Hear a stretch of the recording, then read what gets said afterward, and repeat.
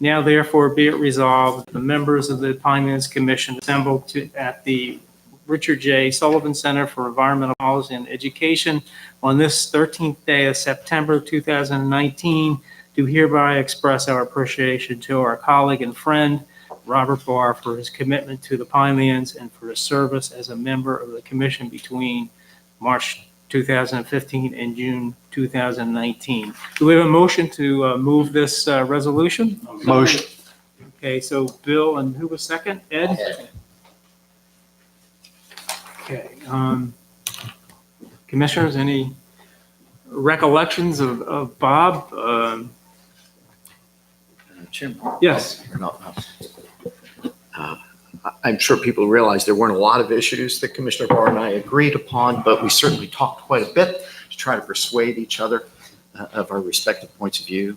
And I'll always be grateful to Bob for his very passionate efforts, his comments and position that he took in joining with us to take action against off-road vehicle damage in Wharton State Forest. So Bob, wherever you are, thank you very much for that. Thank you for your service.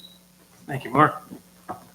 Well, I know Bob was always an interesting person to talk to, being all the roles he played as in his township and here in the commission. He was always willing to talk about issues and tell you really how he felt. I really believe when I spoke to him about issues in the Pinelands that he was, upfront with those issues. So I certainly miss talking with him and seeing him, and I wish him well in the endeavors that he's working on at this point in time. So were there any other? Okay, so we have the resolution moved. All in favor, say aye. Aye. Thank you. Yes. I'm sorry. That's okay. Commissioner Barr was one of the few commissioners who was completely engaged. He called me all the time. He had questions. He wanted answers. He didn't raise them here. He would raise them before. He would prepare. And the one thing about Bob, was it the Wharton trip that he came with us on when we went to look at the off-road? He was in a wheelchair. He had constraints, and yet we went on this field trip to look at the vehicle, off-road vehicle damage, which he cared so deeply about. He made his way there. In spite of his hurdles, it was that important to him, and that's how he handled everything. Came to meetings. He was a really interesting man. I've already noticed that, I miss him. He would call and he would push me on things, and it was good. He was a good commissioner. That's very nice. Thank you, Nancy. Okay. All right, so I need to read the Policy Implementation Committee meeting report for July. We didn't vote on that resolution. We didn't, oh, I'm sorry. So I thought we did. All in favor, say aye, please. Aye. Okay, any opposed? Okay, thank you. Thank you, Sean. Okay, I'd like to read to you the Policy and Implementation Committee summary for August 23rd, 2019 meeting.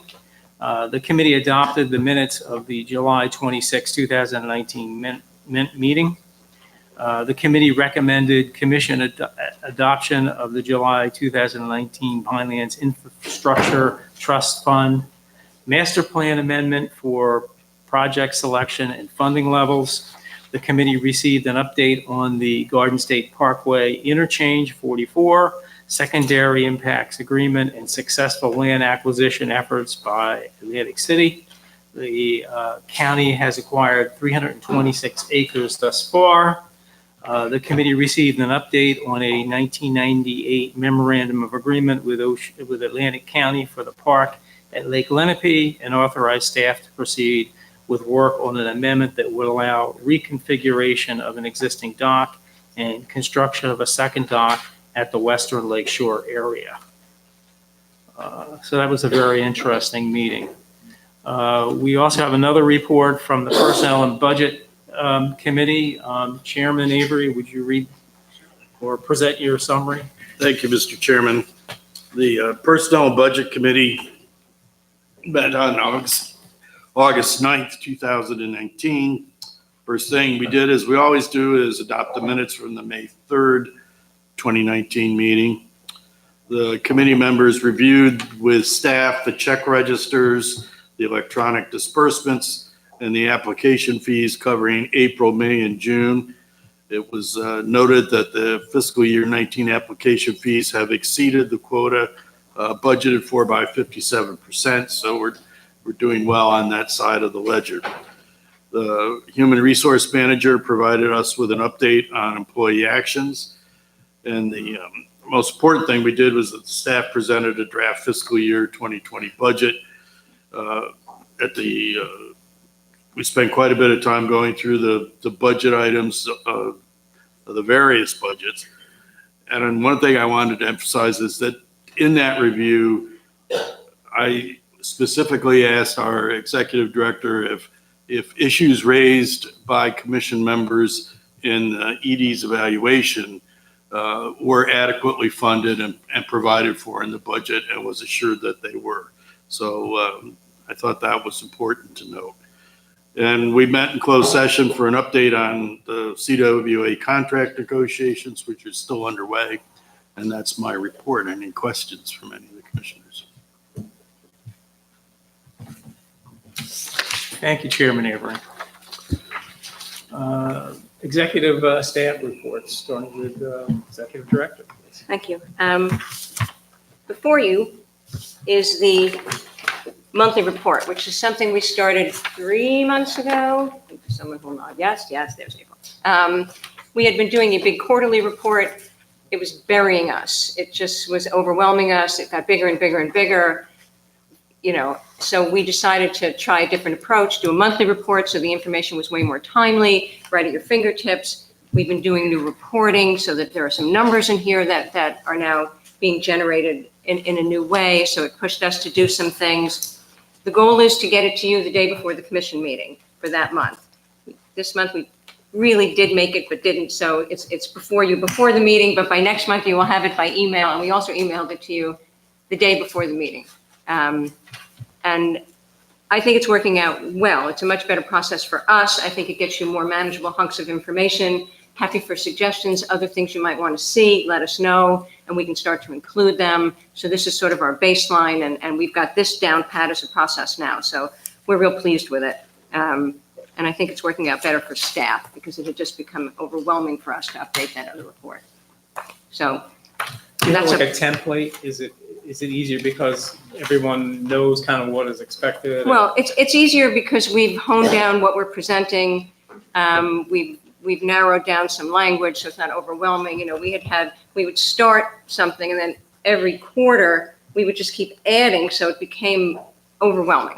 Just did. So you couldn't really get at what was of interest. So we need to do a slightly better job at poking at some things that are bothering us that aren't coming to you yet. It might be more informative. So we may do sort of a snapshot piece of some issue of interest that normally you wouldn't hear about because it's a private application or it's something else. But this is sort of, we're good with this, and we're happy. If there's any other things you want to know or see, let us know, and we'll try to include them. So this is really good for the commissioners as well as the public that's interested in keeping up with what we're doing. It's very I think it's timely better for job. everybody. Thank you. And to the public as well. If there's something else you'd like to see, let us know and we'll try to include it. But not too much because then we'll get overwhelmed. So I wanted to share that. The other thing I wanted to mention was that on September 9th, which I think was Monday, South Jersey Gas came in. They had called and requested a meeting. We granted it. Chuck, Stacy, and I met with various representatives from South Jersey Gas. They were sort of touching base, wanted to talk about, they are still stating that their project is necessary for providing service to wherever, that they feel that they are required by the Board of Public Utilities to provide this service. We explained again their options for applying, private application, public application, being the new process, waiver, compelling public need waiver. We stressed the need that they would need to consider and try to find a different route, that we could not see any way to get from here to there without where they went before, and that would present similar land use problems, and they were grateful for the opportunity to talk and left. So And other than that, that meeting, it was really more us explaining to them what their options are for going forward. They had nothing to present to us, like, oh, we're going to do this, we want to do that. So that was what it was, and that was that meeting. So I thought I should share that with you because there's great interest in that project. Has it been an ongoing dialogue with, No. is this the first No. meeting? And Yeah. Good. They called and asked for a meeting, and if you call us and ask us for a meeting, you get a meeting. So that's all I have. If anybody has any questions on that, I'm happy to answer them. Nancy, there are 10 Oprah requests here, and I wondered if that's typical and frankly, how much staff time that takes. It depends on the Oprah request. Was Donna here? With those big Oprahs for the month, minor stuff? A lot of them turn into file reviews because they're really interested in an application, and we say you don't have to do an Oprah, you can come in for a file review. But we do get some. We have a past employee who's troublesome, who likes to submit Oprah requests that are time consuming. And so, yes, sometimes they are particularly time consuming for us, but those 10 were not. Yeah, it didn't sound like this month's were. I was just wondering Yeah. annually. It's a fair amount of work. But again, a lot of it is people think they have to submit an Oprah request when they don't. Come in and do a file review, or we'll just answer the question. Mr. Chairman, I was going to ask a similar question to Ed's. When someone does a file review, do we have a member of staff in there at the same time to ensure that what's in the file stays in the file?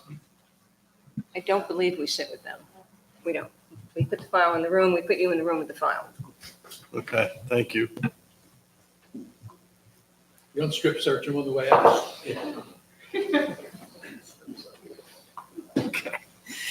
All right. Who's next? Larry? About this governor's interagency working group. Learn a little bit more about that. Yes, Susan has been going to that. It's the Office of the Planning Advocacy, what it's called now, which includes the State Planning Commission and the Business Action Program. They're reconstituting themselves. They've been quiet for a while. So they've been talking, they're talking about state planning issues. I don't know, Larry, I don't remember any other. They had one sort of introductory meeting. All the state agencies are represented, DOT, us, everybody's there with their representatives, and it's just to sort of get everybody together to sort of start moving forward on those bigger planning issues. Unfortunately, all the centers in the coastal areas are expiring. Right, that's a state planning issue that they're dealing with. Their conclusion is that all those towns need to reapply, a full reapplication starting from the beginning, which I find slightly troubling, but so they're going to work with every town or that wants to go back and look at those centers along coastal strips to reestablish them. So it'll be a new plan endorsement process going back to the state. So it's very time consumptive, and their goal was to have it finished, I don't know, maybe in June next year. I can't remember. I think it was a goal that is unmeetable because of the volume of work that needs to be done. But anyway, that's where they're focused on, and those centers are expiring. How many are there? How many are there? How many centers are there? I don't remember for sure. I think it's like 50. That's what I was going to say 53, so we must be close. It's a lot of work, and they won't be able to start from the old one. They'll have to start all over again and start analyzing and hiring consultants. It's going to cost money, time, and effort, and I don't quite understand it, but that's. And I'm sure that there's much more depth to this than I'm going to suggest, but why don't they just grant them a 5-year extension, and if we have to deal with individual issues, we deal with it. It sounds like an enormous resource drain that may Both not for get the- as for much. the- And I don't pretend to be an expert on this. For the by any communities means, and the but- state planning staff, they didn't have much in the way of staff. They've hired a couple Right. more people, but they're going to be very busy. Thank you, Chief. So the actual goal of this group is to what, work with all agencies on State planning. the state plan? Is that what the focus is, the state plan? It's also looking at economic development. Yeah, that's a piece of it, I think. Mark, did you have a I did, question, Chairman. I'd like to go back to the executive director's comment about South Jersey Gas case and the fact that South Jersey Gas wanted to have a meeting with staff here. It's apparent to me that they're wondering what the commission's position is going to be, since we've been directed by the court to take action on their application. I simply wanted to make the point to my fellow commissioners that it's really incumbent upon us to take some action on that directive. I know that here again, that today we will be unable to take action. We won't have a quorum that can vote on a resolution regarding that. And I think that's unfortunate, both for the applicant and for the public that's really curious to know how we are responding to the court's directive. So I would urge my fellow commissioners and perhaps the staff to make a concerted effort to make sure that for our next meeting, our next regular meeting, we have a quorum in place so we can finally take action and take a dispositive stance on that application for the benefit of the applicant and for the public. Thank you.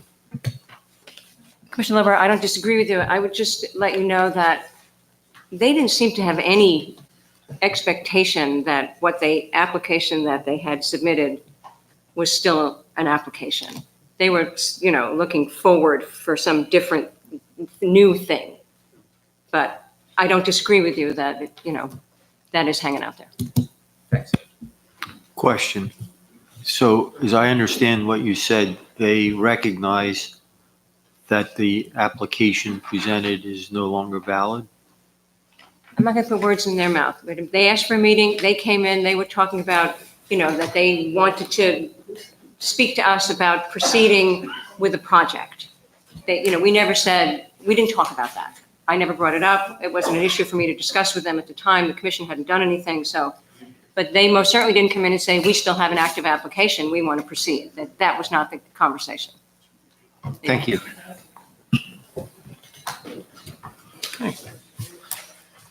Larry?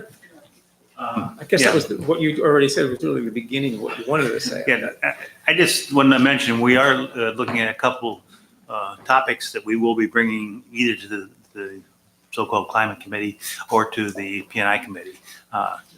First, in terms of the Kirkwood Cohansey, we took that to P&I, and there was a couple topics they wanted us to further explore. And so we've explored those topics. So we will be coming back probably to the P&I to go over those and then to begin to advance some kind of action on the Kirkwood Cohansey.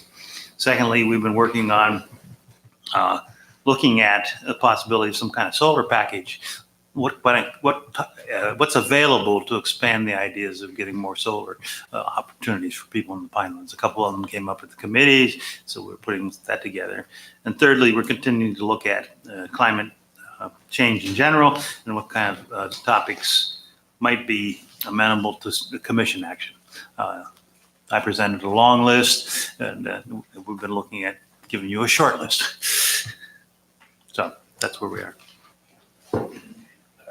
Larry, I'm sorry, regarding the Kirkwood Cohansey, what are you proposing to bring to the commission? Well, we brought the package to you, what we would like to see, and there were a couple questions raised, and so we went back and did some analysis of those. I'm going to go over them with Nancy. We haven't quite done that yet. That's scheduled for next week, and assuming that she's comfortable with it again, we would bring it back and say, here's the information. Now we're ready to go back and meet with our stakeholder partners. We've vetted this, if you like, with everybody in the world, I think, several times. At least that's my feeling, because I've been there. But it's been a while. So it's time to get back and make sure what, if any, are the concerns of DEP, the providers, the municipalities, and the public in general, if there's anything like that. So we want to go through that process and then bring a rule for the P&I to look at. Okay, thank you. Any questions for Larry? I forgot to mention there's a governor's office in there somewhere too, before we bring it back to you.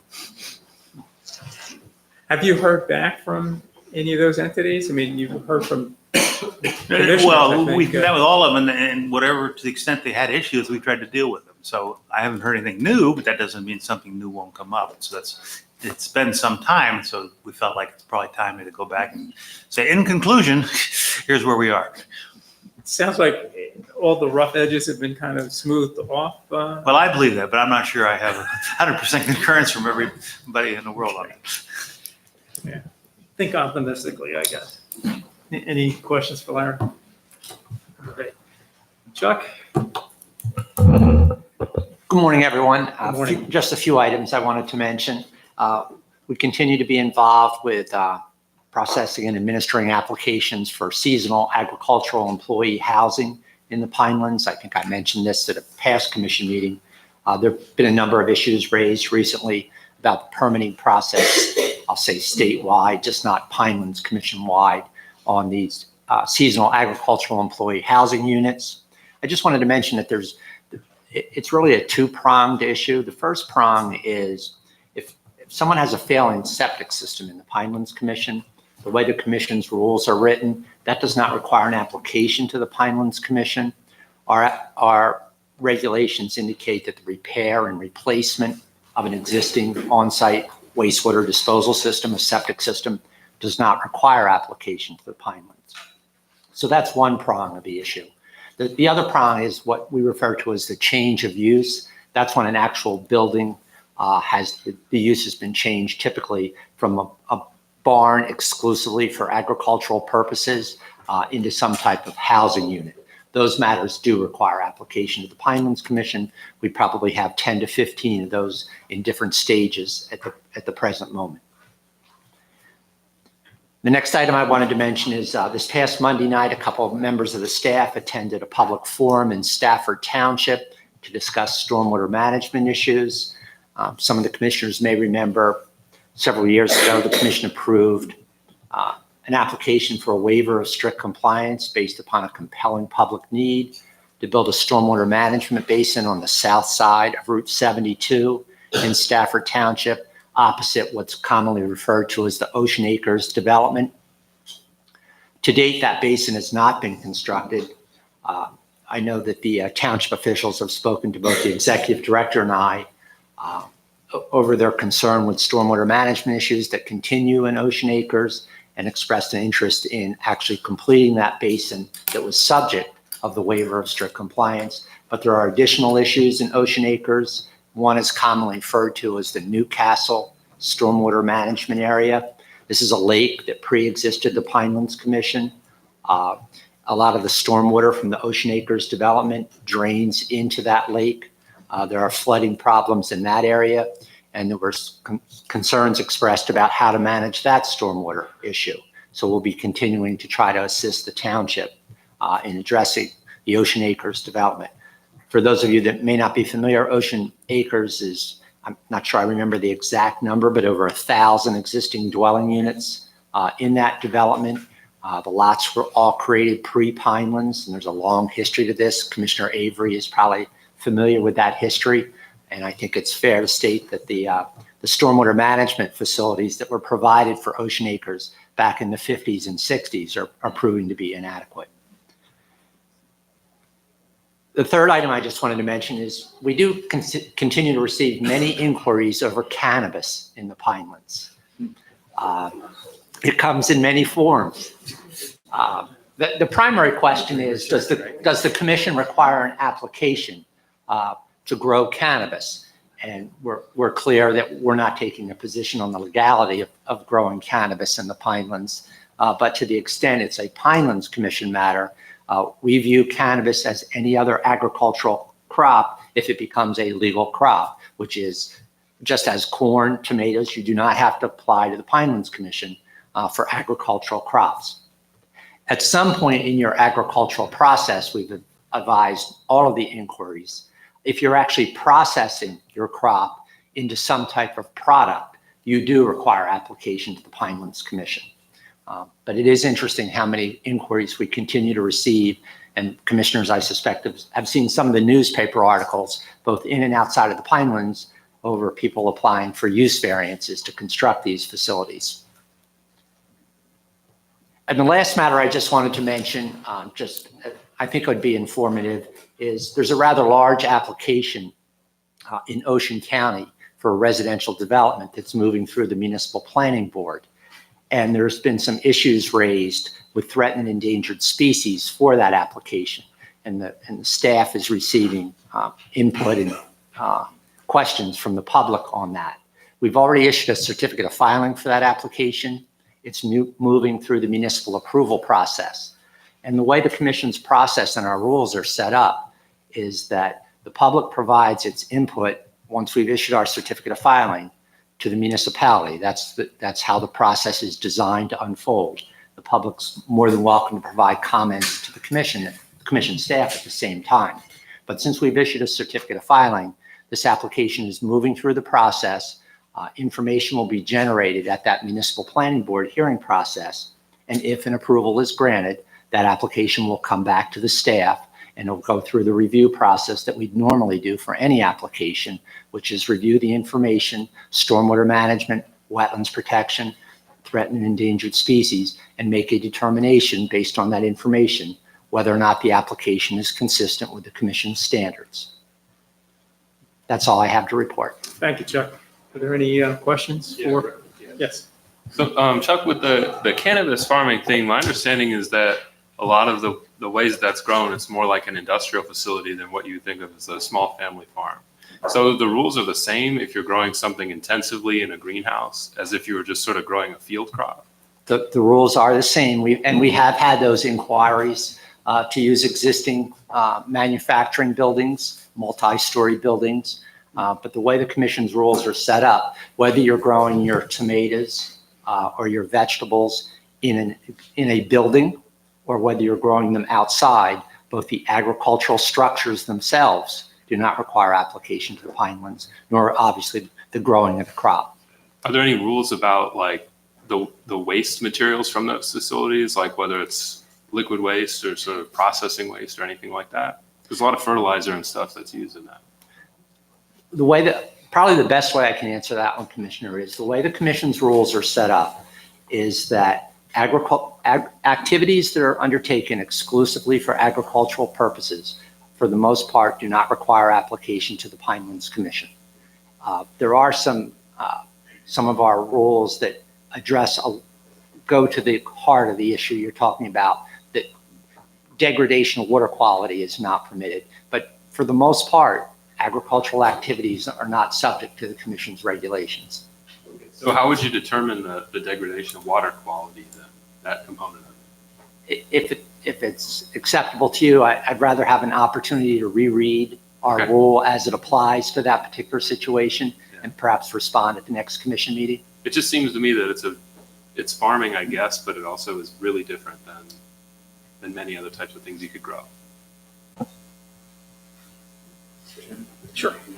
On that same line, are you saying then, Chuck, that some of these 10 applications that you received are actually for large-scale operations? Well, the applications that we're dealing with right now are for the seasonal agricultural employee housing units that I mentioned. We're just receiving the inquiries on the cannabis issue. We have received potential applications that are right now in the process of seeking use variances from different municipalities. But we have not taken any of these applications from beginning to end yet, if I answered your question. Well, yes, you did. I guess I'm interested in that only because I'm concerned about what this may mean for water allocation. A large-scale cannabis growing operation, or several of them, are seeking to get established in the Pinelands. Curious to know what that means for water allocation, how growing cannabis may differ from growing other crops. Understand. Especially at an industrial scale. So, thank you.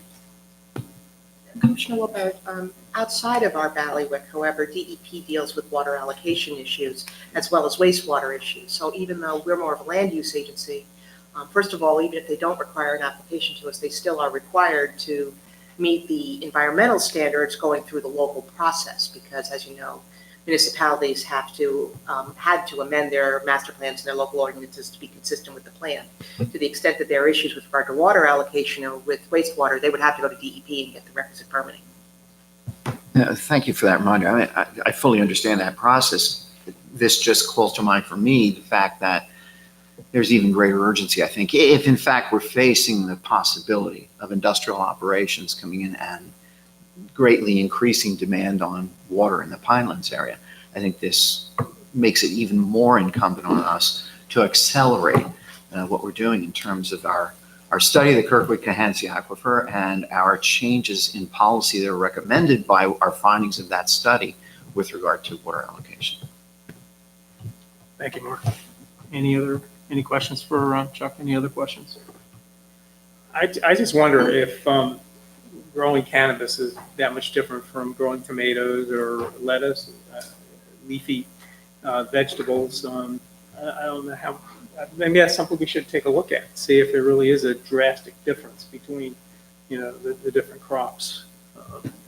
So, yes. Mr. Chairman, just to that point, the Department of Agriculture, as well as Rutgers, is working on best management practices as it relates to growing cannabis, and that they will have some standards probably by spring in terms of how that should be moved forward in the agriculture community. I wonder as a commission, do we receive that information or do we have to request it, seek it out, those reports? I didn't receive it. No, it's not done yet, but will they, I just wonder if we could get a copy of that. I'm sure, I don't know if they would directly send to you, but I could ask them to, but I'm sure that would be available, meaning they're going to put forth how to fertilize, how to cultivate, how to grow, how to harvest. And to the extent of harvesting, what's the end use, if you will. I'm sure it would probably be posted, on the website, but I think it would be something we ought to take a look at. Any other questions for Chuck? Thanks, Chuck. Stacy, do you have anything today? Sue, how about Sue? Where's Sue today? She's on vacation. Good for her, good for her. We allowed that to practice. Yes, yeah, you guys work very hard. Christina, did you have anything you wanted to report? No? Okay. I'd like to ask you, Nancy, about the, the land use, climate, and impact and sustainability committee. I think we met in July and we were talking about having a meeting every 2 months. So that brings us to September. And I think we left off with talking about having a speaker. And I just wondered where we were with that. Well, we've been working internally, as Larry mentioned, to sort of continue to identify specific things we think we can do over the course of the next few years. So that work is, and I'll discuss that later as part of the budget, but that work is coming together with a lot of components. I have reached out to a number of speakers,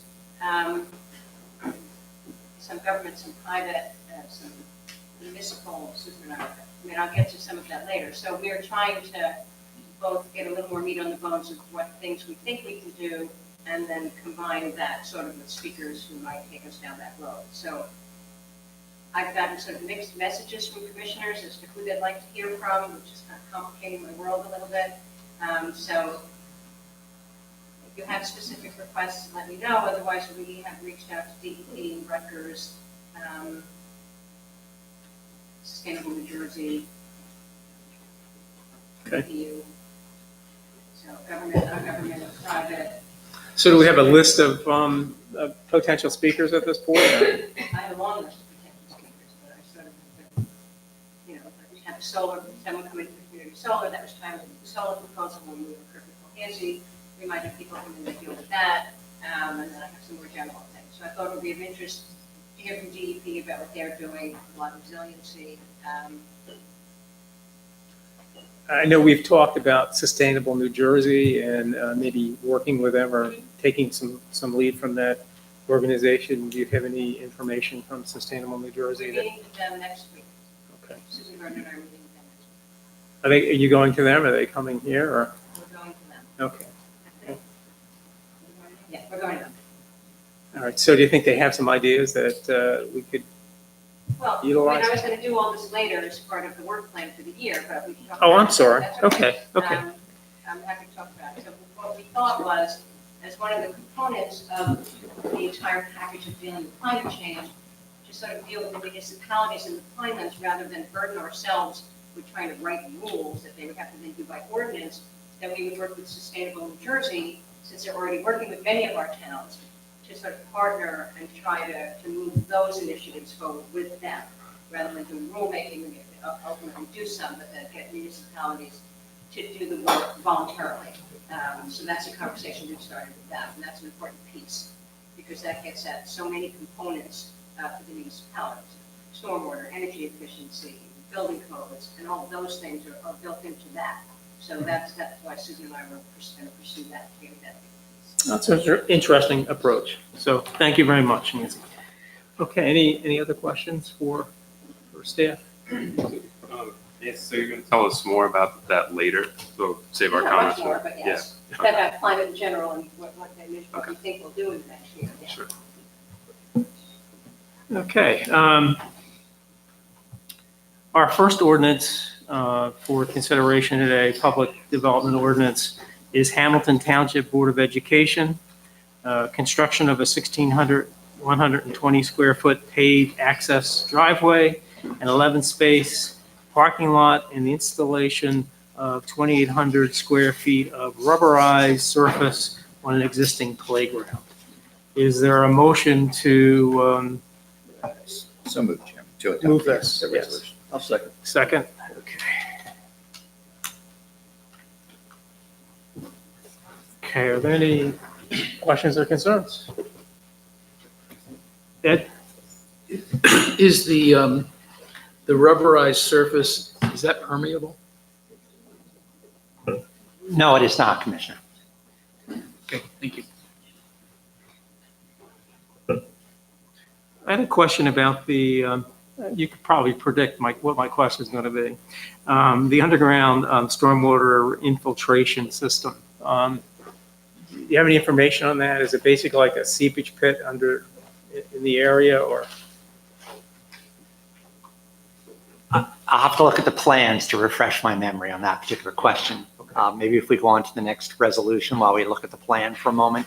I believe it's typically a stone bed with underground recharge pipes, but I'm not certain of that, and I want to check on this one. I'm okay with it. I just wanted a little more information. I think we can move forward with this. And in the meantime, we'll still check and Okay, confirm great. that. Great. If it's okay with fellow commissioners, I think we can move forward with it. Okay, so nothing else? All in favor, say aye. Aye. Any opposed? Any recused? Okay.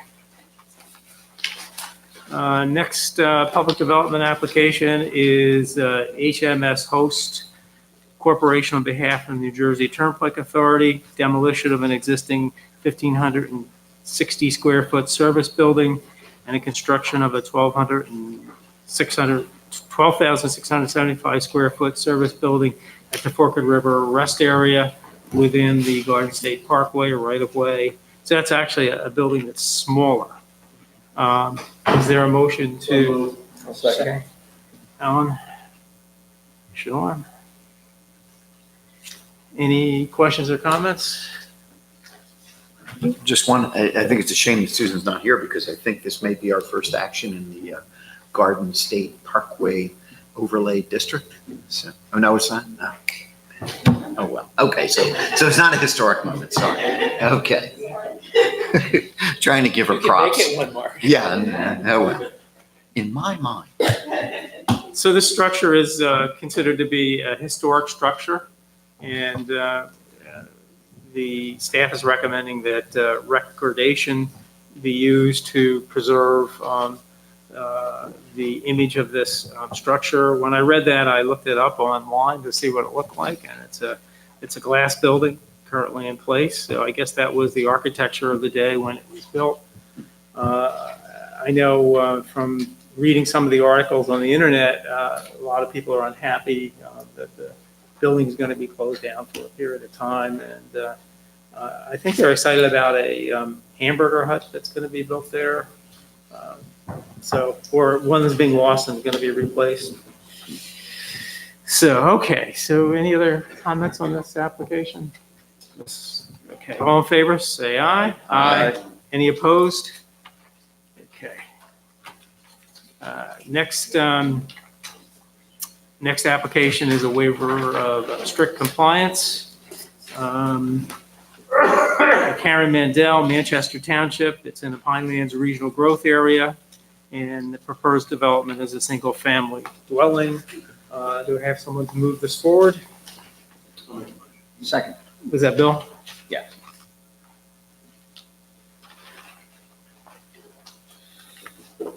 Okay. Any questions or concerns? It's pretty sticky, I think, waiver of strict compliance in a number of ways. Okay, so being that there's no other comments, all in favor, say yes. Yes. Any opposed?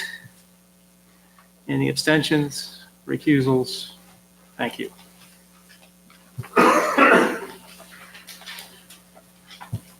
Okay. Excuse me, Mr. Chairman, I just wanted to Please. confirm that the Yeah. stormwater management system for the schools are actually underground stone trenches with perforated pipe in them to retain and infiltrate the stormwater. Okay, so it's underneath the, The pavement, yes. great, thank you. Okay, I believe the next resolution is the PITF to adopt an amendment to the Pinelands Infrastructure Master Plan to set a project priority list and recommend funding levels for each project. I'd like to move we adopt that, Chairman. Thank you, Mark. There- Was that you, Bill? Oh, is that- It was it. Okay. All right. So this resolution really seems like the end of a long saga of discussions and resolutions over the last, I don't know, I guess it's been a year that we've been talking about this. Any questions or concerns about this resolution? Okay, all in favor, say aye. Aye. Any opposed? Any abstentions? Okay. Thank you. All right. So this leads us to our first public comment. And the public comment would be on public development applications, the waivers of strict compliance where the record is not closed. Those applications, one is in Jackson Township regarding a 13.7 acres ground-mounted solar energy facility at Legler Landfill, Jackson Township. Another is Sunoco Retail, New Jersey Turnpike Authority, demolition and reconstruction of an existing gas station and convenience store at Forked River Rest Service Plaza. Another one is the town of Hamilton, demolition of a 50-year-old or older building. Another one is Atlantic County development of regional planning and development, road improvement within Jimmy Lee's Road right-of-way, Galloway Township. And the last is Stockton University improvement to the Vera King Ferris Drive and Pomona Road intersection, Galloway Township. Anyone from the public would like to come up, please let me know, raise your hand or, yes. Could you give us your? Mary Ann Clementi, Barnegat. Thank you, Mary. It's been a while since I've been back here, and it's very sparsely attended. I don't know what your quorum is, but what is the quorum? Eight. So isn't there 8 people We here? have 8 people here. So you do have a quorum. We do. Not on the South Jersey Gas now, because one of us has to be recused. Oh. Who? Who has to be? Anyway, I don't know if this applies when you gave the report on the development in Ocean County. Is that part of this, Could you ask me the the question? town? Okay. Yes. The presentation that Chuck prepared on the redevelopment or the development in Ocean County, he didn't mention a town. Is that one of the ones that's being noted there? I would assume not. I would assume not. No. Okay. I mean, so I have to get up and ask about that next time then, right? What town it is. No, I think I omitted to say it's Jackson Township in Ocean County. And it's something we don't have all that documentation yet. It's being worked on. It's not going to come before the commission for extended period of time. Correct. It's a private development application that we've issued a certificate of filing for, and it's in front of the municipal planning board. Thank you. Sir. Okay, anyone else? I think that one slipped through. Okay.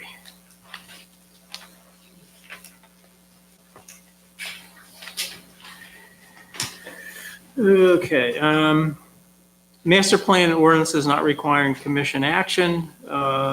One was from Berkeley Township Planning Board Resolution 1906, Monroe Township ordinances 26, 27, 28, 29, and 30, and Pemberton Township ordinance 22 and 24. So they were the executive director found no substantial issue. Okay, other resolutions for the year of 2020 budget. I'd like to move that we adopt the resolution. I'll second it with the statement that the Personnel and Budget Committee reviewed all of these budgets and adopted a motion to recommend the Any questions or comments about the budget, 2020 budget? Nancy, do you have anything you'd like to say about the 2020 budget? I have a lot to say about the budget. Here's your opportunity. I know. I'm waiting for my budget here.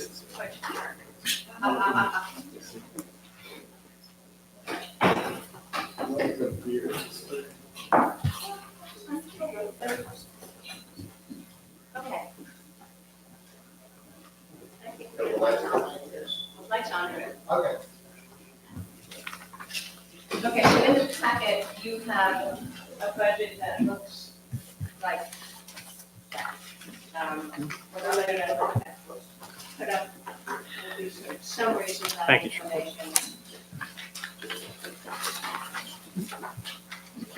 So, as always, we have four budgets: operating, Kirkwood Cohasset, Katy Trust Fund, and the Penguin Conservation Fund, PCF. The operating budget is our primary budget. It includes the state appropriation, which this year was $2.949 million.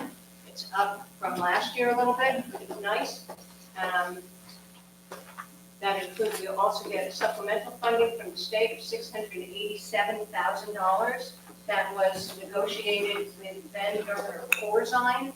When the commission unionized, the commitment was made that the government would continue to support our salary structure. Supplemental funding was supposed to address fringe and indirect. The fringe and indirect is now up to $1.8 million, and we are still getting $687,000. So the rest of that is coming from wherever we can get it from. So that's our state funding. As was mentioned earlier, the application fees for FY19 were excellent, so we're anticipating even more for FY20, relying on application fees as good business because as the economy goes, the application fees go. So we're happy to have it. We're trying to manage that and for use in the future. Grants and special purpose monies, that's our NPS money. EPA grant money is in there. In the budget you have, the specific numbers are there. You can see that the NPS money looks like it's down significantly for FY20. It's really not. That's our consistent money from them. We had not been spending at pace with getting the grant money, so we had to do a significant catch-up last year because the feds got mad. So we did do that, so now we're back to our normal income stream from them. There was a Drexel grant that came in last year, which is why our numbers are down this year, because that money came in last year. I don't think it's all been spent. So those monies are still in play. Also on our revenue stream, we have some wetlands permitting numbers are mixed up in there. So it's mostly our state approach, the NPS money, EPA money, and some interest income, which is not much, but it has been going up because things have been getting a little better. So on the operating fund side, we also include in the fund balance reserves, that's where we include our computers, our PCF administrative assessment, the funding conservation funds, pay the rest of us to do some work on it.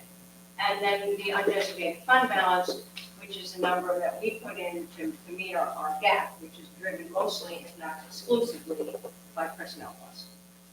And that's how we make that jump on the operating fund revenue side.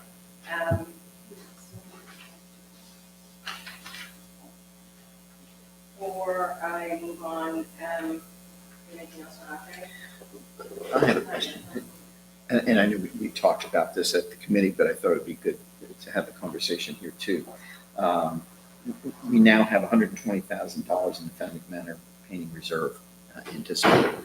Are we, Paying this year, yes. that's what I wanted everyone to hear because we've. Jessica and I talked about it yesterday. We think we'll RFP by the end of the year, paint in the spring, summer. Perfect. Yeah. Thank you. I have an obnoxious question. The 142,000 reserved for computers, facilities, and microfilm. I'm guessing it's not all microfilm, but what do you use it for? Computers. Okay, We buy your computers. exclusively computing. Yeah, and 120,000 is for the federal money. Okay. At the lower part of the first page, itemizes it. Right, that's where you see the 120 for the painting, the 18,420 for computers. We don't buy a lot, but we try to keep people from being archaic. Yep. Right, Ed? Document that you guys have just handed out, that's the revised PCF, that's the last one. Oh, sorry. I apologize. Right, so that's all those are itemized in the lower right-hand corner of the actual budget.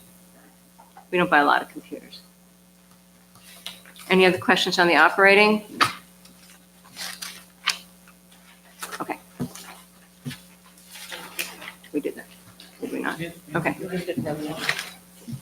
Two things jump out at me of, I think, significant financial impact on the Highlands. One is the $687,000, the shortfall in fringe benefits we're getting from the state. It seems to me that we might want to find a way to revisit that with the governor's office. The second one is something that we discussed with McCarter this morning, is the huge amount of money that we pay for Labor Council. And again, I think it's another thing we should explore to see if there's a way to save us money on that. And here we are in the expenditure side where we'll give those in detail. And yes, so on the expenditures, there's salary and wages with the fringe underneath it. Salaries up a little bit. We had a new hire and we had a across the board increase, so that's reflected there. Fringe goes up without our control, goes up every year. When do we get the number? We get the number in August. This year's percentage is 3.5%. So it's going to be up, it's up 3.5 from last year? Yes, the active benefits is up 3.5. There was a decrease of 4.8 in the pharmaceutical part of it, in your prescription part of the benefit, which the state nets it out to a 2% increase ultimately for active employees. There's a 47-page report of ratables that the state puts out and they recommend what the health benefits will be. Are our pension costs in this line? Our pension plus is in, yes, fringe. Right. So we also, Sorry, what's the percentage fringe, percent of salary? So salary fringe, it is, isn't it 52? well, no, that's the referable plus, that's a different one. Yes. Of the overall benefits of the overall budget, fringe itself would probably be about, I would say 20%, a little more than that. Fringe and health, fringe and salaries are about 85% of our budget, so. Right, and we have pension costs as well. We pay pension, retiree pension. We carry different from state agencies. State agencies have interdepartmental accounts, but we pay all of this. So, and it increases, and we try, we do reach out, but we'll go back to Trenton again in October when they ask. And then we have the supplies, which are status quo, nothing big. A throughout there, I'm looking for anything that's significantly changed. So professional services, that's where things get to be fun. That's where our legal fees are, both DAGs and outside counsel. We use outside counsel for contract negotiation. We use outside counsel for any internal personnel matters that we may need. So those are in there. I believe in professional services is also USGS money that gets paid to USGS that comes through here. So that's there. What's it? Accountant fees. So- In professional services? Yes. So that's a big number for us, but it's down a little from last year. We had, as you know, big outside counsel bills last year. So those are overpaid, and Stacey's not here. Christina, are we done pretty much with those? I believe Yeah. so. There may be one that's still outstanding. Stacey, we're done? There may be one. Okay, so we're basically done. Basically done. So that's why that's coming back down, but it's still significantly higher than years before. So we do have to manage those. And anything else exciting in here? No. So the operating, which is a significant portion of our budget, is flat from last year, but that's because we internally meet the expenses, so we keep things even. So we thought it would be helpful to show sort of, that, Thank you. yes. All right, what you're seeing now is it's in essence a donut graph. It's showing you our expenses over our revenues. The outer ring is our expenses. The inner ring is our revenues. So as you can see, our green is our state appropriation. That unfortunately doesn't even cover what our salary cost for a year is. As you see, the beige, that's our fringe cost. The white is the supplement that we get from the state. That's a third of what our fringe cost is. And the rest of the operating budget is there.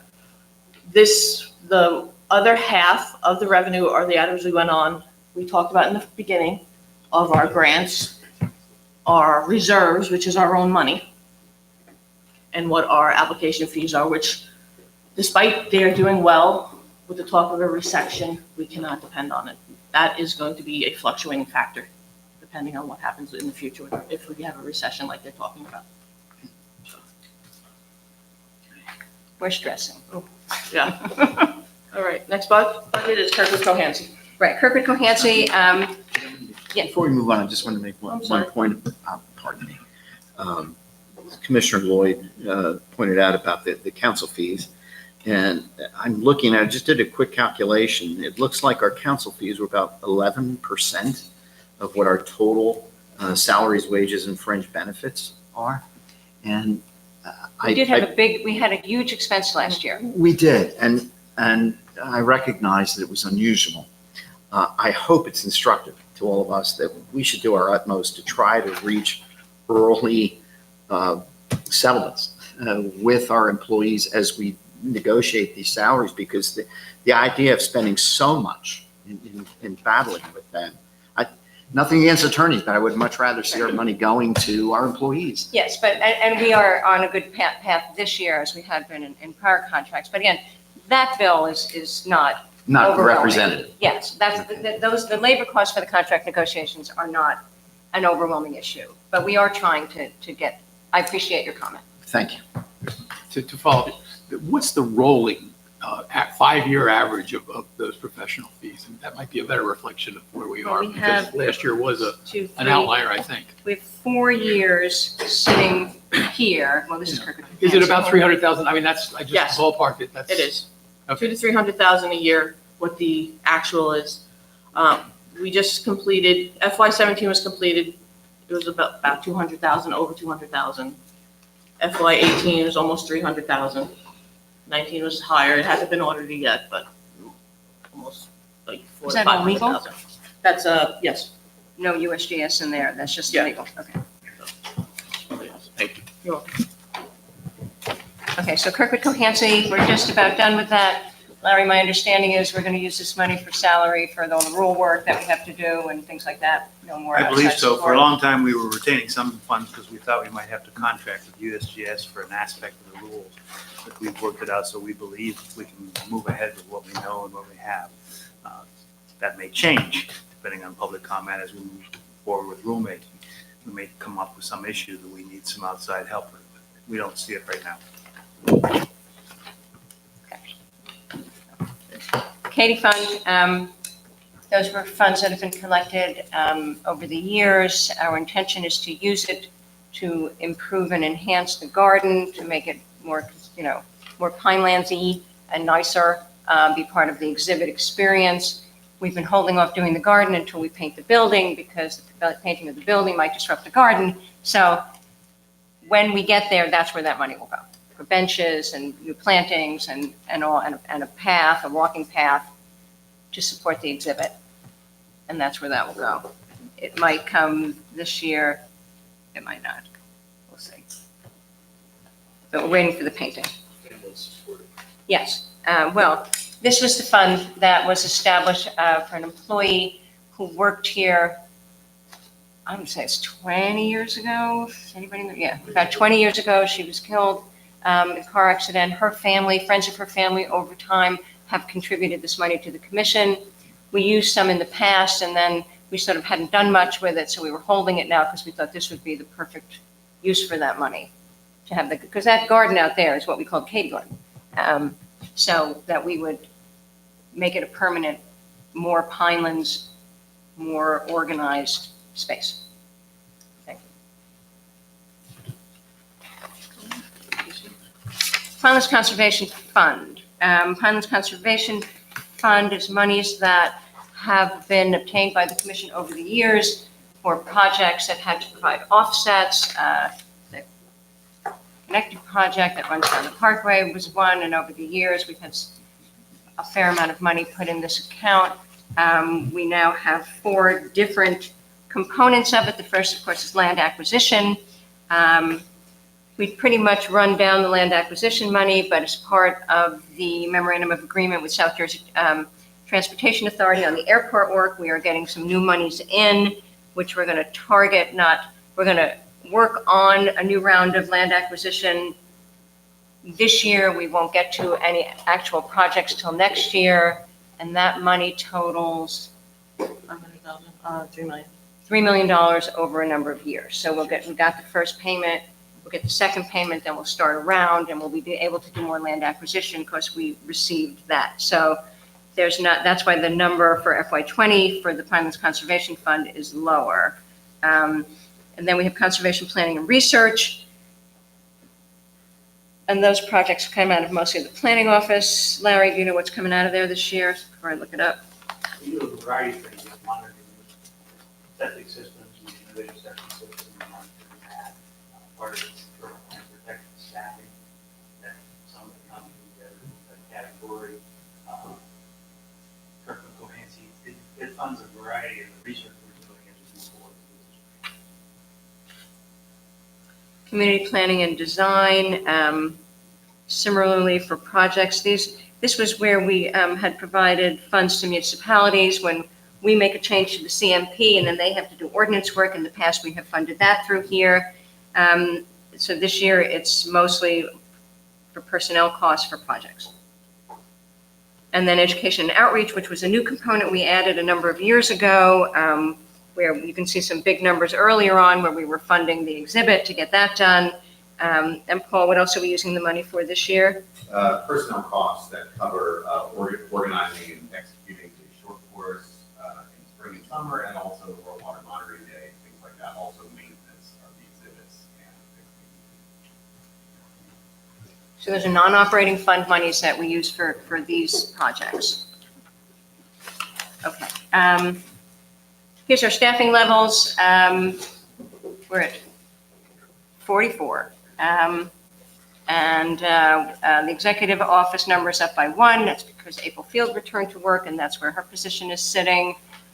And otherwise, we're pretty solid. Haven't been, many other changes. MIS, GIS is down 1. We were talking about hiring someone there. We lost someone in planning, talking about hiring there, trying to figure out the best hires to get the most benefit for the commission. So we will probably be doing 2 hires coming up in FY20, one in I information and one in planning, depending on the budget. Okay, so here's just another look at salary and wages.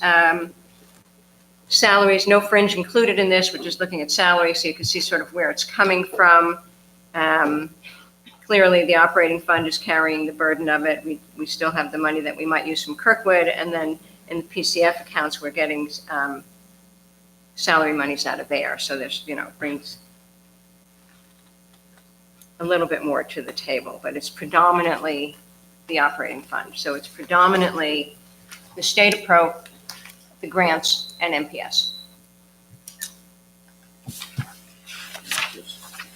Okay, so for FY20, we always go over our initiatives. So we have a lot of rule work looming before us, lots and lots of it. There's the septic pilot. That's a rule we have to do when we make changes to the septic program.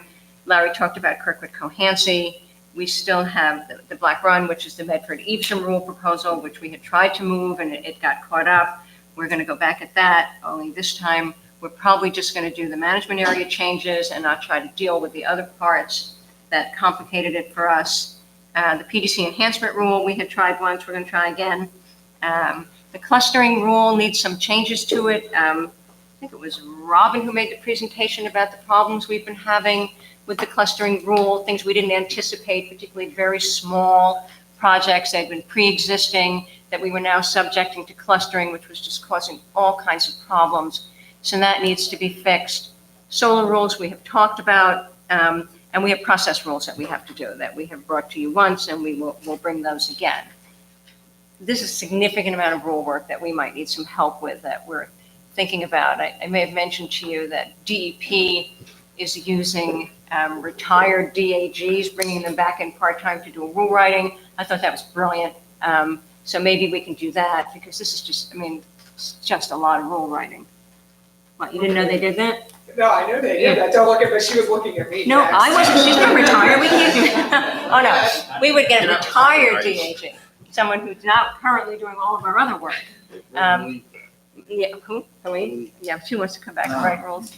But that's a lot. Also, for the planning office, we're hoping the Pinelands Infrastructure Trust Fund, which has been this long process, some point this year. Is Gina here? Or maybe Larry, do we expect the legislature to move on these this year? Okay, so once that happens, there'll be additional work cooperating with DEP. So we're going to keep pushing on that. As I mentioned, we're going to start a new round acquisition. We won't get to acquisition, but we might do the outreach and start to identify the components of that round, what we will be looking for. In the last round, we've tried to focus on properties that had been subject to off-road vehicle damage. We may do the same. We may do something different. And then the Brotherton excavation, I don't know if Tony's in the room. He's usually not, but this is one of our big cultural projects that we have started and will complete in 2020. And again, these are just sort of the bigger or special things in addition to the normal work that all these offices do. Regulatory programs, we are working hard on modernizing. We had briefed you that we had met with DEP on their online applications. We're trying to move that way. That requires a lot of work. We'd get online fees, how we deal with digital plans. We would need some software hardware. So Evan's office is going to be very involved in this. Also will involve some new equipment because one of the concerns about the reg program staff is if everything's online, how do they view plans? They love to have big plans. And when we met with DEP, they've set up these rooms with giant screens to accommodate that. So we might try to do something similar and to try to move us along. We continue to struggle a little bit with our friends at DEP on some permitting regulatory matters that I think we could do a slightly better job on, try to get on a different page with them. On the forestry stuff, they have some bigger plans that we've been doing better. They've been coming in, but I think we can do a little better, a little more coordinating. And on CAFRA, we have an advisory kind of role that sometimes DEP isn't quite aware of or doesn't pay as much attention to as we'd like. So I would like to work with them a little more on that in this particular area. Go. Sure. Director, you may already include this initiative under forestry, but just in case you haven't, I'd like to make it clear that I think the Bass River Fire Tower application made it clear that we have to review fire management policy with DEP. We need to have an ongoing dialogue with them about that. I think that's something I, for one, would like to see staff also focus on in our discussions with DEP. And they have, they came in recently, they're doing a big planning initiative. They came in, they met with Chuck. So yes, we are Okay, thank you. striving and working. Is there a way, I know I've expressed interest in the management, forest management, and I noted from previous monthly reports or yearly reports that the commission has met with the DEP just about every year, or at least reported in the reports. Is there a way commissioners could attend those meetings or at least get summaries of what happened at those meetings, what initiatives were talked about? We can most certainly get summaries. Yes, you can There attend is those meetings. the yearly reports, I guess, but. Well, they came in with a long-term planning initiative. They've come in with long-term forestry planning. I think it was Double Trouble we did with them. They're big, those big projects, they come in and yes. Updates that we have MOAs on most of those, Bass River and a number of other forest areas, I believe. I would assume they give you updates on what they're doing? No. No. I wouldn't assume that. And that's part of working on coordination. But it's not just DEP. MOAs in general is a big issue for us that we're gearing up to tackle, tracking and making sure we stay on top of it and report back. Not that we don't stay on top of them, but we don't report very well on them sometimes. Nancy, is there room next year to do ORV? It's coming. It's coming, okay. And then one other question, do you have a sense of what percentage of our resources will be devoted to the rules that you have there? If we do them ourselves, I think it would be full-time for one person forever. What do you think, Larry? That's a lot of rules. It's an enormous amount of rules. So We you may not think- get to all of them. Understood. You think that if we hired a former DAG, X% of time, we could cover some of them? In my mind, I thought, because they can only work so many hours, if they're retired, you have to keep them under a certain cap. So I figured we'd go right to the cap. If you pull pension, we can only get them up to that point. So I think it's $25,000. So I figured we'd go right there. Hire three of them. Yeah. Okay. Did we move? Okay, so the science office, in addition to all their ongoing work, as we've discussed, we are, we have been looking to get a grant from EPA to pursue the tracking and gaining information on king snakes. We are hoping to get that grant and to do that work. We've been doing it with some of our own internal money, but we're hoping to get the grant from EPA. We should know about that. When, John? Very soon? Couple weeks. Fingers crossed that then that work will go on. And then their normal routine monitoring that do with all the other grants that we have. Business services, there we go. We're painting Fenwick. We're painting Fenwick if we have to paint it ourselves. We are painting Fenwick. Business services will be coordinating, although not the only player in the resolution of the phone system issues. We have had numerous meetings. We are looking at voice over IP. We are looking at all kinds of things. So it's not just Jessica. Evan's been involved, Donna's been involved, and we're trying to figure it out big picture once and for all, modern. So that's on our plate that we really have to deal with. Might help us with some of our quorum issues. And we have to bid and award our accountant contract. It's a routine every so many years, so we will do that this year. Human resources, we are going to get purchase the New Jersey Learning Management System and implement that. That is a civil service provided system that provides all kinds of wonderful training, everything you can think of. And then Zobeda will coordinate that and all the other training we do. So that will be a big push for us this year on more organized training. People sort of get training as, people will come to me and say, I'd like to get this training. I say, yes, but we're going to try to really coordinate to make sure that some people who don't know that they could raise their hand and get it will get it and provide more, including technology training. All kinds of things are in there. communication. Paul has plans to sort of implement and get more activities here to get people in through the exhibit, have speakers that would then tie to the exhibit. We have people coming in. We're going to need to work on things for self-guided tours for people when they come here so that they're, they have a little more, if Joel's not around or Paul's not around and we want to give them a little more, we would give them those things to do. Paul put together a scavenger hunt, which has worked out really well. So there'll be a lot of focus there. In addition to everything else, they're continuing to do everything that everybody's continuing to do, whatever they already do, short course, long course, summer course. Paul's been out videoing Mr. Bunnell tracking snakes. The footage is fabulous. We're going to go public with that so people can get more of an idea of that kind of work and try to get more messaging out that Paul will be doing. Evan's office, Evan gave me a list of things he's doing. 75% of it, I really don't understand. So I went with the things I could tell you about. He's super busy. He's too busy. They have too much to do. We have a lot of catching up to do. We're trying really hard to bring ourselves current with information technology, to do a better job of sharing information, all kinds of things. So GIS is very important to us. We've been working hard on it.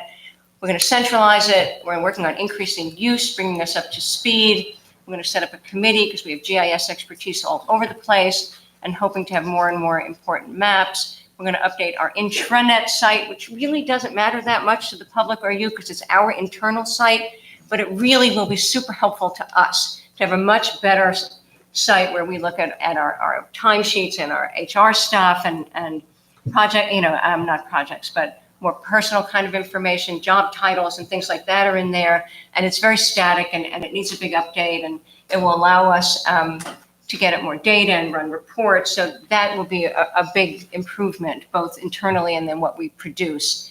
Evan spends a lot of time working with the State Office of Information Technology on security initiatives. This is all kinds of stuff that goes on behind the scenes that people don't know about, but for government and the private sector too, this is a very big issue that we are part of the state system, but we have to, maintain with them and stay current. And then the easy management and use of data in all programs. This is part of like what the monthly report is starting to look like, that we can easily get data on kinds of applications, number of applications, where they are, what they are, planning initiatives, where the resolutions are, all of those things that bit by bit, Evan and his small but mighty staff have been working on. Is there more? And then these are sort of the cross office things. That's not just one office. Paul and I have discussed pursuing, we used to get different funding from the National Park Service for interpretation. It was mostly, Paul, I think, driven by signs and brochures. Yeah, that kind of thing. Right. Particularly when we had an office down in Phil Carell's office. Right. So we want to try to go back at NPS to get money to do a new interpretation plan, maybe to help with the exhibit, to tie it in, and also the Pine Barrens Byway, which is a project that has struggled a bit to get off the ground. We were very involved with it years ago, right before I got here and a little bit after when Barry Brady was here, and it's struggling a bit. And we have some thoughts about playing a bigger role, maybe including different areas, going north a little so that maybe the commission and its exhibit can be a central point to try to help, because the byway is intended to really not only provide more information about the Pinelands, but to help the municipalities along the route.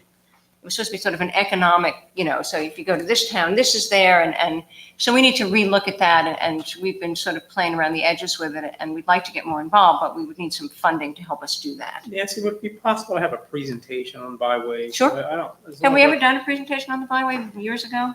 Years ago, it's a long time. Did DOT come in and do it? No, they told me more after the last couple of years. Yeah, oh, sure, we can have a presentation. We had one not too long ago at the municipal council and routinely at the municipal council. Was that staff that did the byways presentation or? I think it might have been DOT, well, I don't know. I know DOT, At the municipal council. right, was DOT at the municipal council. I'd be interested in knowing, the role of the commission over the years Well, in this. I mean, we can tell you that. Yeah, well, that's what I mean. Right, it has been, we organized for a while when Barry was here, and then when we stepped out of that role, it sort of floundered. We have They so need- many they beautiful needed- towns. It'd be really nice to, have some direction, have Yes. some brochures, have information. Yeah, it's floundered, and we're thinking maybe we'll step back in try to help, but it would be really great. And I think it would be really of interest to NPS for interpretation because this is perfect. So maybe we'll be able to get some money. So that would be good and big. And then there's the climate stuff. So here's my look going forward for the year. So we've started down a road of discussing solar. We think solar is something we'll continue to talk about. At our staff meeting yesterday, Chuck mentioned we're getting increased inquiries about solar. There's opportunity. We need to identify them and see if we want to change our rules. So and solar was on the rule list. Water supply, so that's Kirkwood Cohansey, which is more than just Kirkwood Cohansey. I mean, it's about water conservation is built into there. Other aspects of water supply are built into there. So that's important. The municipal issues is what I talked about, the Sustainable New Jersey, that we've had preliminary conversations with them. We think it'd be a really good tool for us to help and manage and see what our municipalities are doing, see if we can get them to do more, and work with Sustainable New Jersey. So we're not recreating the wheel, we're not writing rules. And the Sustainable New Jersey program is really broad and covers so many things. And there are a number of Pinelands towns that are already participating, but not all, and not all to the extent that they can. So we thought that would be a good way, and not to surprise anyone, but we thought perhaps the municipal council could play a nice role in that. Commissioner Pikuleski, we thought the municipal council might be a nice place to have these discussions about Sustainable New Jersey and the towns. I know. So that could be, we're excited about that. And Nancy, is then, that through the green teams? well, that's a are there little other- part of it, but they do, it's energy, it's land use. They've gotten broader and broader every year. And it's just a non-regulatory way to get some good things done. And if we can, that would be great, because I've already got too many rules on the plate. If we start regulating all these things, it'll overwhelm us, and I don't think we'll get anywhere. And I'm not quite sure we want to be there. This is almost like, signs. When we were talking about signs in municipalities, let the municipalities deal with it. And they have been successfully. Sustainable New Jersey's been really successful. It's a wonderful program. I had a comment about Sustainable Jersey. I worked with them pretty closely for several years, and that can't be the main strategy for dealing with climate change, because No. it's all voluntary. Right, but it is yes. It is one thing that happens, but we've noticed that the success comes in wealthy towns and well-populated towns that have like a core of volunteers that are really engaged with it, which some of those things may not describe Pinelands We have a lot, towns at all. I looked at the list as a majority of Pinelands towns are in. Sure. Right, I don't know to what extent, so that's what we're gonna look at. Do they have the gold, bronze? Right, it's a complicated program, and it's an easy program if you just wanna, right, but, so it may not work for us, but it seemed like to us, it seemed like a good tool to start to look at to see if it could work for us, rather than the alternative for us, which would be regulating. It seems like the sort of thing that would be useful on top of other things that we could do. Yes. I don't think it's an either regulation or volunteer. I mean, I think there are incentives that we might create to promote the goals that we want to promote.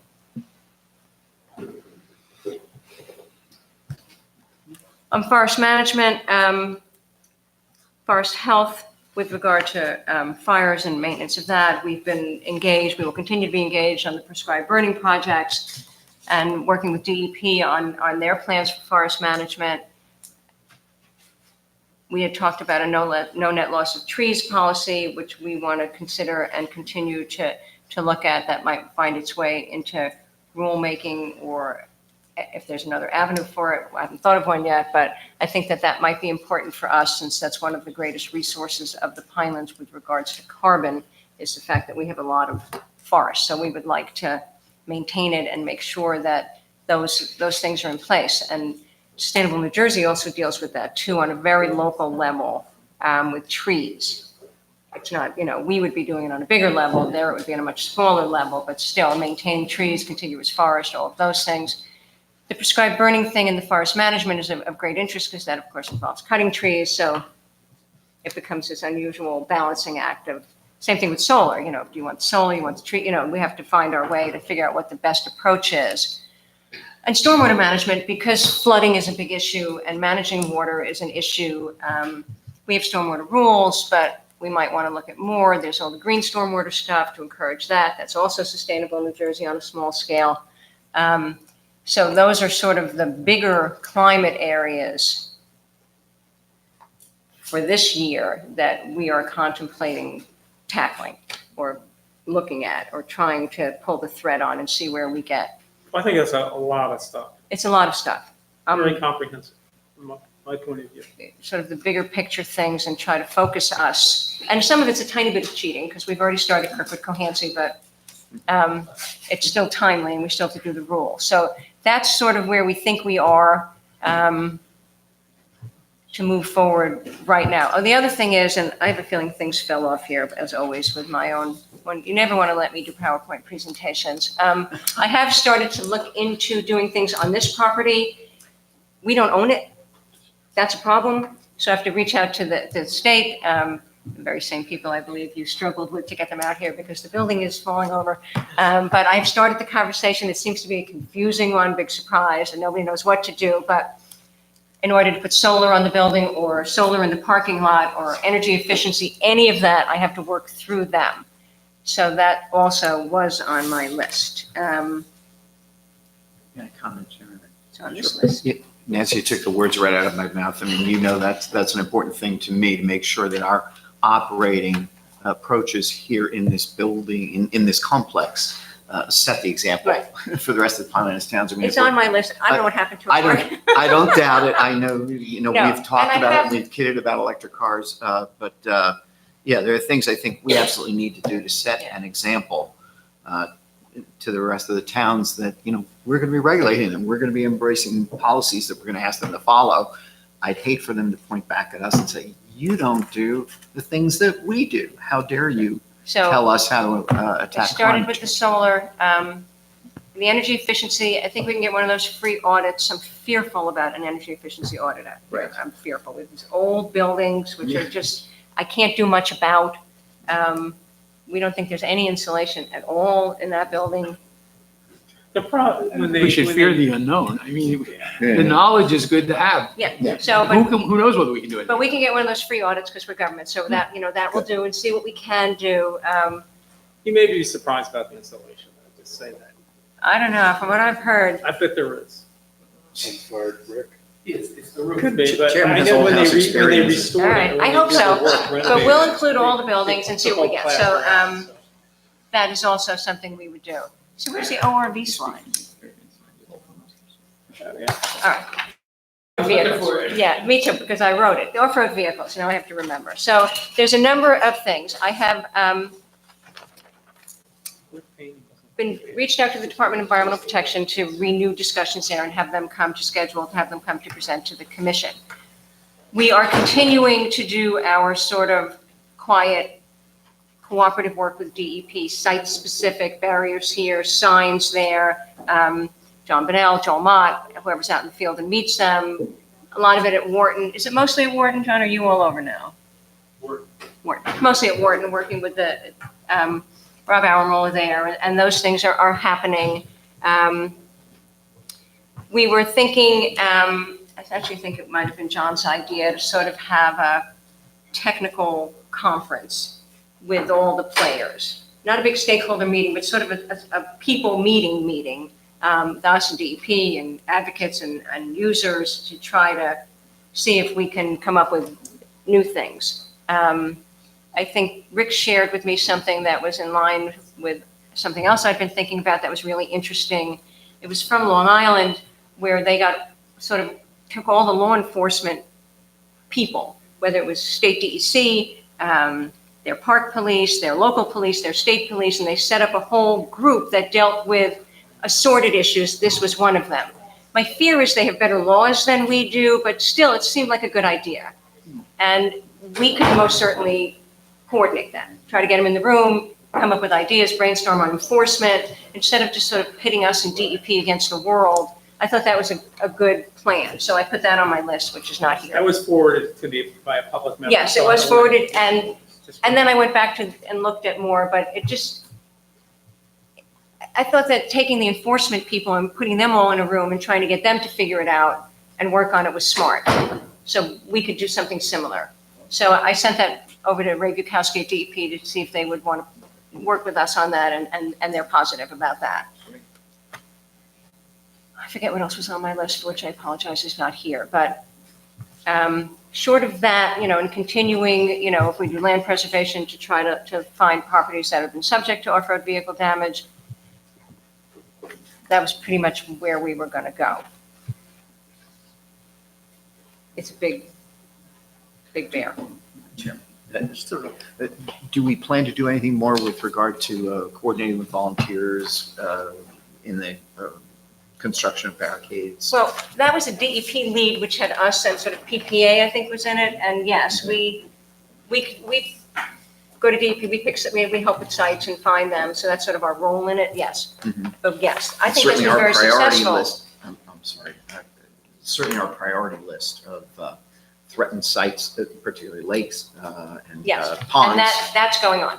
That has continued. And then there was the site, and we talked about, which, they had planted trees and then they were pulled up, and working on sites like that. And we have a right-of-way issue where a utility wants to put in barriers, and we think maybe they could put more in different places. So there's a lot of small things that we do, which are not, we solved the problem, but we're making tiny step progress place by place. So it's sort of in our mind when we look at all kinds of things, and then we'll do something. And I think that's really excellent, that we've done a lot. It's just not huge. We can't say, oh, we solved this. I'm glad we've gotten involved in the barricades and helping with that. Do we have the capacity to look to other state forests in the pine lands and do the mapping approach that we did in Wharton? The mapping is not a heavy lift for us. It's not a heavy lift for us to make that, to produce those maps. So yes, we can produce those maps. We've got the resolution. All we do is change the name of the park and put the map. Yes. Okay. Yes. That's not a heavy, that wasn't research for us. It was just picking the map, the year, getting them all together and, yeah. Yes, so we can do that if you like. Is that my last? I have a comment on that same issue is, I don't know if it's been enough time passed since we did the first work in Wharton, but it seems to me that it would be worthwhile to sit down with DEP folks and do an assessment of what worked the best and what didn't work and what had no effect, so that we spend our time on what our partners think worked the best to preserve their land, because they are still the responsible agency to administer that land. And I also want to support the idea of a law enforcement effort, task force, if you will, because this problem is not just in the Pinelands. And I'm very well aware that there are law enforcement agencies dealing with the same issue about abuse on private lands as well as public lands outside the Pinelands, and their expertise and experience would be helpful, I think. Alan, how would we set that up? I mean, maybe with the executive director, that meeting with law enforcement, with stakeholders on private land, DEP. I mean, we could do that at a P&I meeting, I guess. I was going to do it independently of a committee meeting. I was just going to do it as a meeting. You can come. But, it's just a separate sort of big, I'm anticipating a lot of people in the room and a long conversation and more than one meeting. But yes, I mean, that was. So we can have commissioners at that to at least listen in. Absolutely. The way I would start, Mr. Chairman. No more than 7. Would be to talk most counties have a chief of police associations, and those that have experience in that, you go to one of their meetings or go to their representative, their president for the year, tell them what you intend to do. They can pass that along to their membership. Those that have experience with this, could express an interest in attending. And I would assume that every county has a similar organization. I know Ocean does, and I would be glad to help Nancy get entree to that person. So I look forward to it. Yeah, I think we should reach out to those resources, but also the park police, obviously, the state police. Right. I don't pretend to know every enforcement agency in the state, but we try to get as many in the room as we can, I think. Right. The AG. The AG, well, the AG state police, yeah. I'm not paying for that. Wow. A lot of excitement over that. Yeah, it's great. Okay, so that's the budget. There's a lot going on. Has it been moved? It has been moved. Mark moved it, Alan seconded it. Any questions? Any comments? Mr. Chairman, before we do take a vote, I want to thank Nancy and her staff for a much expanded presentation on where the money's going. I think that was a concern that commissioners had. I hope we've done a good job in addressing some of those concerns. And as I said at the beginning of the meeting, I did go through all of the items that I had notes on from the ED's evaluation to make sure, and I think she's emphasized that in her presentation. Thank you. Thank you. Yeah, I'd like to echo that. This is a very useful work plan and analysis of the budget that I think is very useful to us, and I suspect useful to the staff to go through the exercise. And you should know that when I ask staff for their initiatives or suggestions for the year, the length of the lists that comes in. It's just not. I'd love to see that list. I'll have to check. Don't take any more things off of it. I'm sure they have a lot of very good ideas, Frankly, as that's- does the public. Frankly, that's why we need to get more fringe out of the state and cut down our legal bills so we can do more of the work we're supposed to do. I agree. Chairman, if I could. This was a really helpful discussion. Thank you very much, Director. Thank you, Chairman Avery, for making this happen. I appreciate it. Good. I mean, for your input in making sure there was a more thorough discussion of these issues. I appreciate that. All the questions? Yeah, any questions? Comments? Okay. All in favor, say aye. Aye. Any opposed?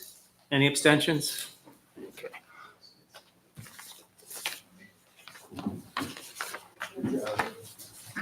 Okay, it leads us to public comment. Do we have a list? We have a list.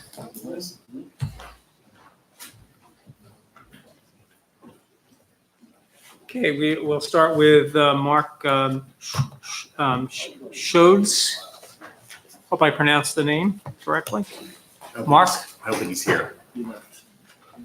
Okay, Richard Dan. Richard, come on up. Do we need an address or anything? Name's fine? I believe Mr. Dad should identify somebody who's municipality who's represented. Okay. I'll do that. Good morning, Chairman Good morning. Prickett, members of the commission, and Executive Director Wittenberg. My name is Richard Dan. I'm from Gloucester County. I work as a staff representative for the Communications Workers of America. As you know, we proudly represent the employees here at the Pinelands Commission. I speak to you this morning because we are at a critical point in our current contract negotiations, and the budget you are scheduled to approve, the budget you have just approved, I should say, has become an issue in those negotiations. For many years, the employees of the Pinelands Commission have been trying to bring their salaries up to a level that would be comparable to that of other state employees, especially their peers at the Department of Environmental Protection who do similar work. It has been a slow and difficult effort, hampered at times by politicians in Trenton who were less than supportive of the employees or the mission of this agency. I do commend the executive director and the commissioners for taking steps to address salary disparities back in 2017. However, in fairness to the employees, there is still more to do. Our major bargaining goal currently has been to establish a system of salary progression, in addition to regular cost of living increases, so employees can gradually move ahead on their salary ranges and eventually reach the top. This is the same kind of system that the state of New Jersey has long used for the 55,000 career service employees in the various departments, including those at DEP, and thousands more at state colleges and elsewhere. We thought we were closing in on a settlement earlier this summer when your negotiators offered substantial funding for merit raises. Although it was not as much as we wanted, we were willing to compromise.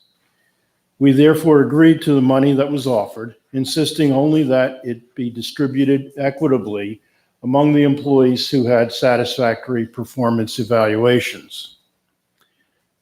To our surprise, management suddenly reduced its offer just weeks later driving the two sides further apart.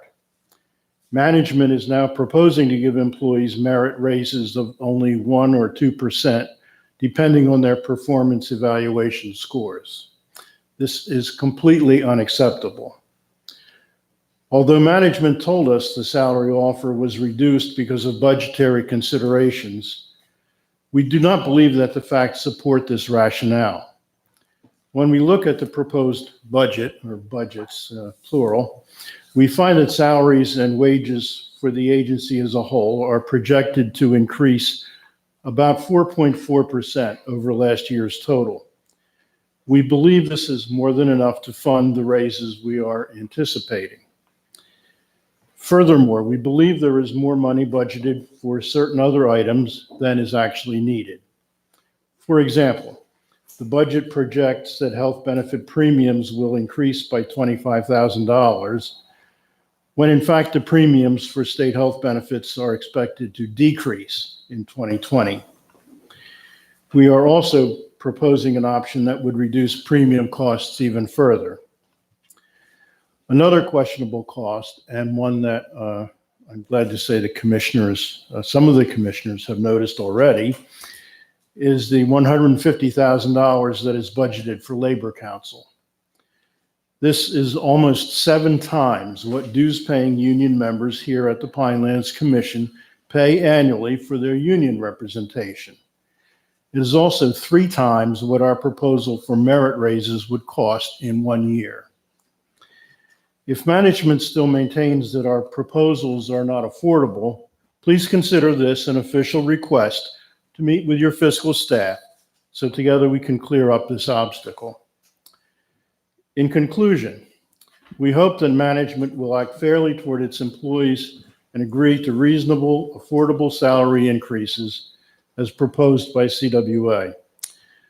Thank you for your consideration.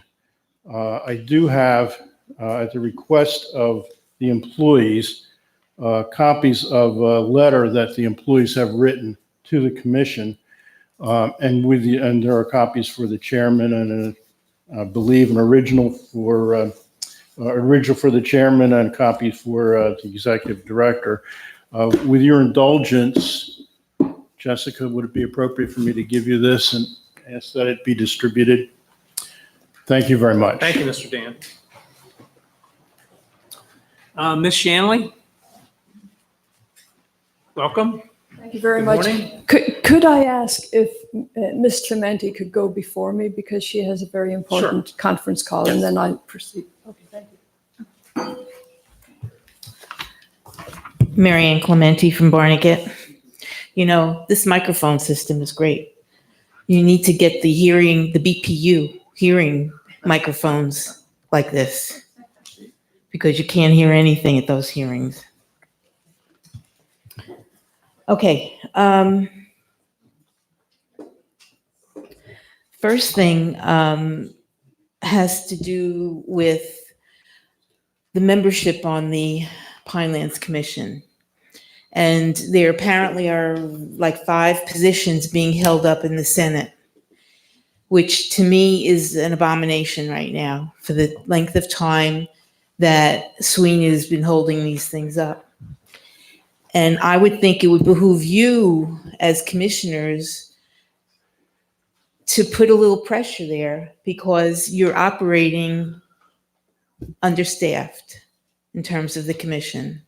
And there's some really good people that are waiting to serve on this commission.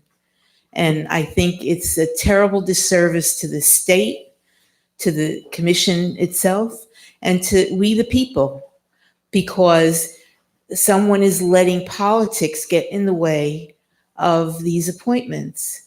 Politics has no place in this commission, no place.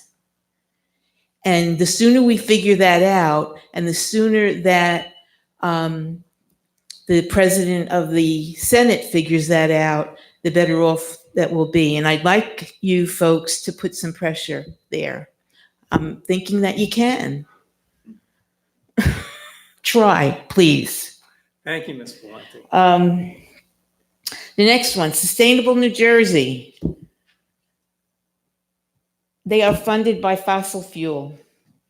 PSC, they're an arm of PSCNG, so be careful. Okay, the next thing, I was really shocked to hear that the executive director met with South Jersey Gas. Why would we meet with South Jersey Gas? They haven't filed another application, have they? To me, there's impropriety there because the second time South Jersey Gas came at us, and I say us because I consider myself to be part of all of you guys, as a concerned citizen, it was left in her hands to approve that second go-around. And, you know, it wasn't, and it cost everybody a lot of money going to court and all of that kind of thing. Are we going to start that whole scenario over again? Please take note and take care, please. Thank you. Lastly, we're having we're appealing to the governor to put a moratorium on all future fossil fuel projects. There are roughly 15 in the pipeline. No pun intended on pipeline. But pipelines have no business in the Pinelands. And especially with all the climate issues that have been going on lately, we need to take action. And these fossil fuel plants are going to take away money from renewable energy, that's where our focus should be. That's where our attention and money should be, not in these ancient dinosaurs. So we have a march. Please wrap up. Yeah, I am. Thank you. We have a march for a moratorium coming up on Monday, and that's going from Bordentown, Chesterfield to Trenton and with stops at the BPU and the DEP and the governor's office to implore them to put a moratorium on this. And I have flyers that I'd like to hand out to people. Thank you very much. Thank you. Thanks for being here. Enjoyed seeing you. Me too. Ms. Shanley, you want to come back up? Okay, thank you very much. Good morning. My name is Georgina Shanley from Ocean City. And I'd like to just ditto Ms. Clementi's comments about sustainable New Jersey. It's deeply tied in with the fossil fuel industry. And just for the record, the IMF came out with a report that in 2015, the fossil fuel industry's subsidies from us taxpayers exceeded our defense budget. So it was 649 billion that fossil fuel got, and 599 that the Pentagon, that the defense budget got. That's 10 times more than Congress allocates for education in this country, for the entire country. So dealing with the fossil fuel industry, corporations, you really have to watch yourself. And if you're going to bring in a speaker about climate and ecology, I highly recommend you bring in a scientist who has no strings attached to any of these special interests. Very, very concerned about the development in the Pinelands. Every time we come, it seems like there's more and more approval of developments. It's almost like a microcosm of the planet. And right now, the planet is on fire. July was the hottest month in human history this year. It's an emergency situation. We have almost 200 species going extinct every day. So I would truly appeal to you, even to put a moratorium on all development in the Pinelands, because we're in an emergency situation. I think it behooves, because it's like death by 1,000 approvals. You know, one by one by one by one, look at the water supply. Look at the sewage. Look at the possibility of fires here in the Pinelands. It's just really, I believe, too much. And to think that South Jersey Gas is creeping back in through the back door again. And behind closed doors, I'm going to Oprah the meeting notes, and hopefully we'll get a true account of the notes of that actual meeting. We have over 7 years now, we've been fighting the South Jersey Gas Pipeline, and the Attorney General rendered the application baseless because BL England is not going to use it as a terminal. So we are very suspicious, and we're very, very concerned that even an alternative route with a fossil fuel infrastructure at this point in New Jersey and in the Pinelands is too much. It's time to end it all. Thank you. And also, just the one last thing, I see the executive director said it was excellent that new applications fees are increasing. From 2017, it's twice the amount, from $341,000 to $690,000 from application fees.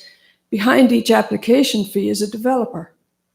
So I don't think it's something to rejoice in. And I really appreciate the work you do as volunteers. I really appreciate it. It's a lot of work and you can't cover everything.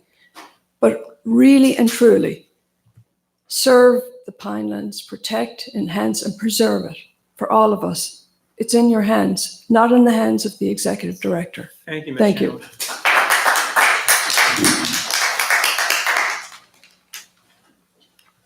Is there anyone else that would like to come up and speak? Ms. Fishman? Good morning, Commissioners. My name is Tamma Fishman. I'm from Medford Lakes. I just want to echo what others have said about this. I'm very disappointed to learn that you will not be able to vote on the revoking the approval of the South Jersey Gas Pipeline this morning. I hope that you will very soon do that you will work on getting the necessary votes so that you could have that vote, and that you will vote to rescind. Thank you. Thank you. There was another, yes, Ms. Gretsch? Good morning, Commissioners. Welcome. Good Thank to see you. you. My name's Ryan Grack. I'm with Pinelands Preservation Alliance. Thanks for the opportunity to speak today. A few things. I just wanted to say that PPA supports Pinelands Commission employees, and we're hopeful that a fair and equitable agreement can be made with the folks who work so hard here. I'd like to just say quickly, I was pleased to hear about the initiative to have some sort of conference or symposium about ORVs. I think that the work that this commission did on mapping in Morton, and there's been some talk about expanding that to other state parks. The fact that the DEP is not enforcing that map that you set out, I think that is worthy of, figuring out what's going on there and getting an answer. So, and then my final point about South Jersey Gas, of course, I agree with what's been said today. It has now been more than 6 months, over half a year, since the Attorney General publicly stated that there is no longer a basis for the approval of this pipeline. And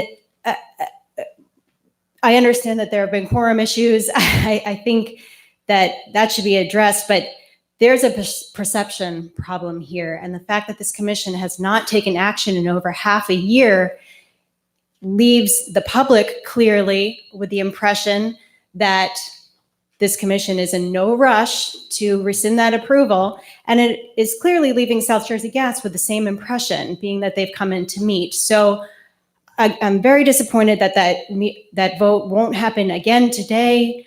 I hope we can get a vote as soon as possible and finally put this issue to rest. Thank you. Thank you. Is there anyone else in the public? Yes, ma'am.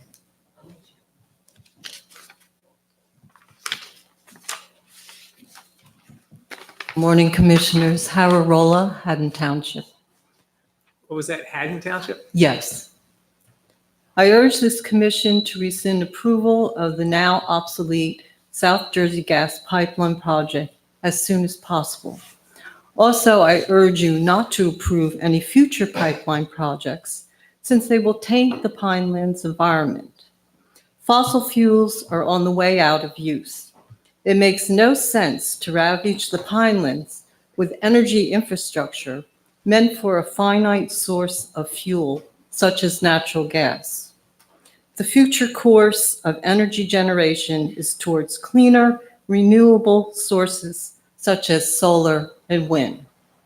Thank you. Thank you. Appreciate your comments. Anyone else?